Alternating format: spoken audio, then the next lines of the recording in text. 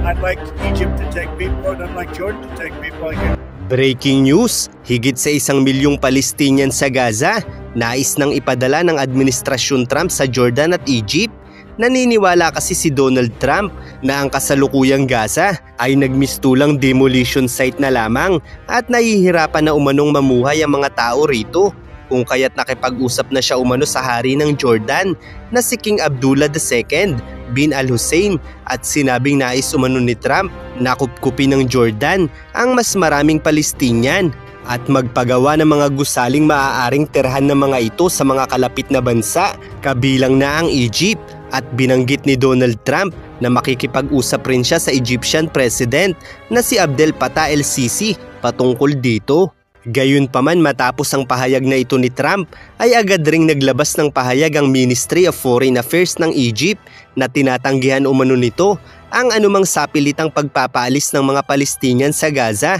At gaya ng Ministry of Foreign Affairs ng Jordan ay nagpahayag din ito ng pagtutol sa planong ito ni Trump at sinabing nakatuon ng Jordan na tiyaking mananatili ang mga Palestinian sa kanilang lupain. Gayunpaman, sa tinagal-tagal ng digmaang ito ay mapapansin natin ang mismong mga Palestinian na kusang loob na nagtutungo sa mga border ng Egypt at Jordan upang lisanin ang Gaza dahil sa hirap ng inabot ng mga ito nang muling sumiklab ang digmaan noong October 7, 2023 sa pagitan ng Hamas at Israel. At sa kabila ng pagnanais ng mga Palestinian na lisanin ang Gaza upang iligtas ang kanilang mga sarili, ay hindi naman sila tinatanggap ng Egypt at Jordan. At sa katunayan, ang ilang mga Palestinian na nagtatangkang pumasok sa Egypt at Jordan ay ikinukulong sa mga bansang ito. Kabilang na ang mga Palestinians na matagal nang kinukupkup ng dalawang bansa dahil ang mga ito ay gumagawa ng mga kilos protesta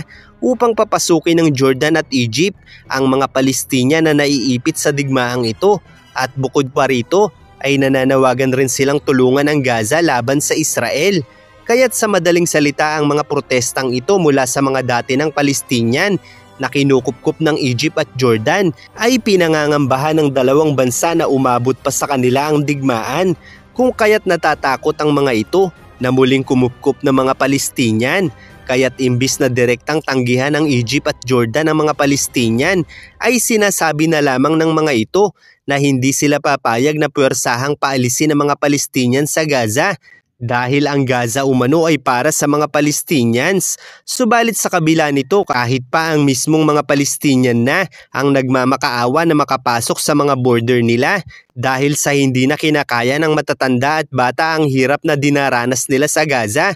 ay hindi pa rin ito pinapayagang makapasok ng Jordan at Egypt sa bansa nila. Samantala, sa magkaibang ulat naman ay ikinatuwa umano ng Israel ang pahayag na ito ni Donald Trump, kung saan ayon sa isang senior cabinet member mula sa Israel ay nagbubukas ito ng panibagong pag-asa para kay Netanyahu, kabilang na sa mga ministro nito na noon pa man ay nagmumungkahi na para sa mga Palestinian sa Gaza na kusang loob ng lisanin ang rehiyong ito upang tuluyan ng ubusin ang Hamas na itinuturing ng Israel na salot sa rehiyong ito. Gayunpaman, sa panahon ni Joe Biden ay mariin itong tinututulan ng matataas na opisyal mula sa US at sinabing napaka-irresponsable ng ideyang ito. At dahil nga ang US ay may malakas na impluensya para sa Israel, ay madali lamang natabunan ang ideyang ito mula sa Israel. Subalit ngayon na si Donald Trump nang muli ang Pangulo, bukod sa muli na namang lumutang ang ideyang ito,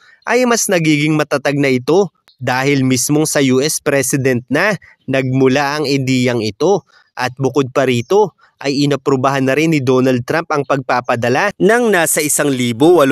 bomba na may bigat na halos 1 tonelada para sa Israel, kung saan ang mga nasabing bomba ay binili ng Israel sa US sa ilalim ng administrasyon ni Biden. Subalit ipinahinto ni Biden ang pagpapadala nito sa Israel dahil sa pag-aalala umano ng US na gamitin ito ng Israel upang mas lalong magdulot ng kapinsalaan sa Gaza. At dahil nga ngayon na inihanda na ng Administrasyong Trump ang pagpapadala nito sa Israel, ay nangangahulugang may posibilidad na ang iniisip ng Biden administration kung saan gagamitin ang mga bombang ito. Lalo pa at pinaaalis na ni Donald Trump ang mga Palestinian sa Gaza sa layunin umanong tuluyan ng linisin ang rehiyong ito upang makapagsimula ng pagsasaayos ng mga gumuhong struktura para sa rehiyon. Kaya naman kung magtatagumpay si Donald Trump na mapapayag ang Jordan at Egypt na kupkupin ang mga natitirang Palestinian mula sa Gaza, ay malinaw na magagawa na itong tuluyang pulbusin ng Israel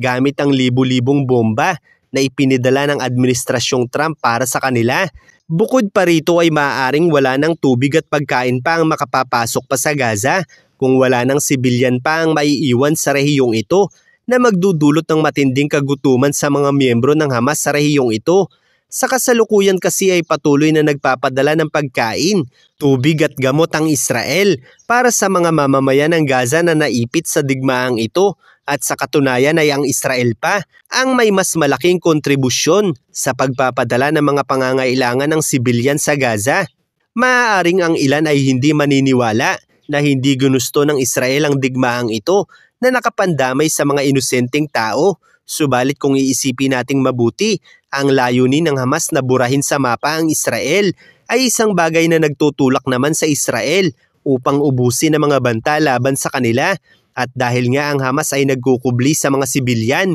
ay makailang ulit nang nanawagan ng Israel sa mamamayan ng Gaza na huwag nilang hayaang gamitin sila ng Hamas laban sa Israel. Subalit imbis na unawain ng mga Palestinian ang hindi makatarungang pag-atake ng Hamas laban sa Israel noong October 7 na direktang nandamay ng mga sibilyan sa Israel, ay nakaisa pa sila sa pagpapahirap ng mga inosenteng bihag ng Hamas noong mga panahong ito. Kung kaya't ngayon ay natikman nila ng higit sa 10 beses ang ginawa nila sa Israel. At kung panonoorin natin ang ilang mga videong kumakalat sa social media, gaya ng pambabato ng mga Palestinian, kabilang na ang mga kabataan sa Gaza, sa mga IDF soldiers, ay mapapansin natin na kahit may baril ang IDF, ay hindi nila ito ginagamit sa mga Palestinian. Subalit ang lahat ng pasensya ay may hangganan. Kung kaya't kung ikinukulong ng IDF ang mga nahuhuli nilang kabataan, ito ay upang hindi na nila danasin pa ang mas malupit na paghihiganti ng Israel